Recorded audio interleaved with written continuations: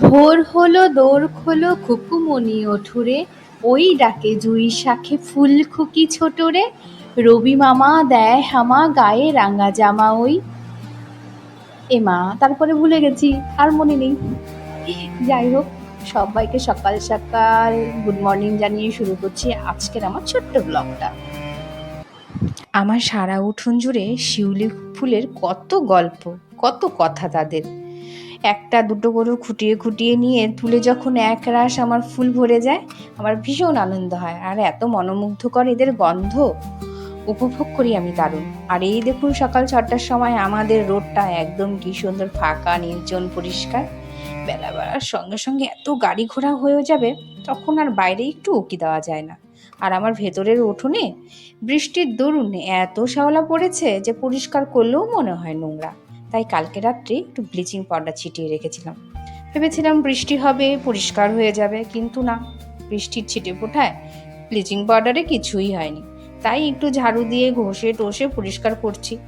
বাড়িঘর যতটা পরিষ্কার আর স্বচ্ছ রাখা যায় ততটাই মঙ্গল। কারণ বাড়িতে বাচ্চা রয়েছে, সঙ্গে রয়েছে আমাদের বোঝোবাবু, আমাদের গুবলু সিং। ওহো, গুবলু সিংকে তো আপনাদের এখনো দেখানোই হলো না।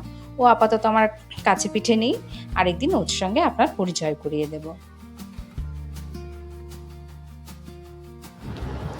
সকাল সকাল ঠিক করলাম বানাবো পনির পরাঠা, কারণ মেয়ে যাবে স্কুলে।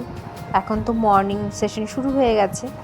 তাই পনির পরাঠা যদি আমি বানাই, কী দিয়ে খাবে সেটাই ভাবতে ভাবতে আটাটা মাখছিলাম। তো মেয়ে বললো পনির পরাঠাই যথেষ্ট মা, আমি সঙ্গে আচার নিয়ে নেব। আজকালকার ছোট ছোট বাচ্চারা বলুন বা টিনেজরা বলুন, বাইরের খাবার খেতে খুব ভালোবাসে। কিন্তু আমি সেটা ভালো করেই জানি সেটা হলো স্লো পয়জন। আমিও খুব একটা বেশি বাইরের খাবার পছন্দ করি না বা খাই না, অভ্যেস নেই বললে পারেন। তাই মেয়েদেরও সবসময় সচেতন করি যে যা খাবার তুই বাড়িতেই শেখা, তৈরি করে দিতে হবে, আমি তৈরি করে দেব। হয়তো দোকানের মতো অত ফ্লেভারফুল নাই বা হতে পারে, কিন্তু হেলদি তো হবে, আর সেটাই সবচেয়ে বড় কথা।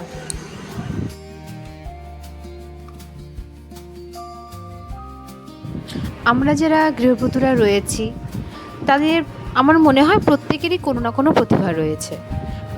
সংসার সামলে, বাচ্চা সামলে, স্বামীকে সামলে, সবটা নিজের একা হাতে খেয়াল রেখে তারপর নিজেদের জন্য আর ভাবা হয়ে ওঠে না। কিন্তু আমি এখন ভাবছি যে আমি ব্লগটা শুরু করেছি, অনেকে হয়তো পছন্দ হবে, অনেকে হয়তো পছন্দ হবে না, কিন্তু কি করব বলুন?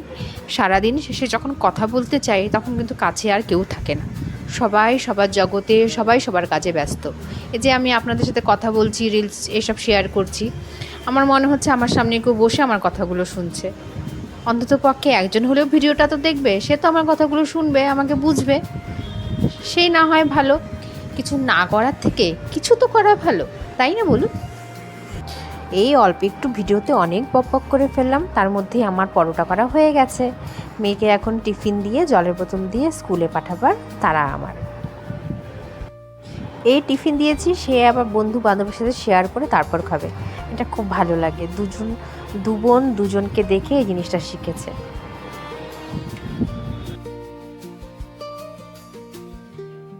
এখন যেহেতু গরম পড়েছে তাই স্কুলটা সকালে শিফট করা হয়েছে, খুব ভালো।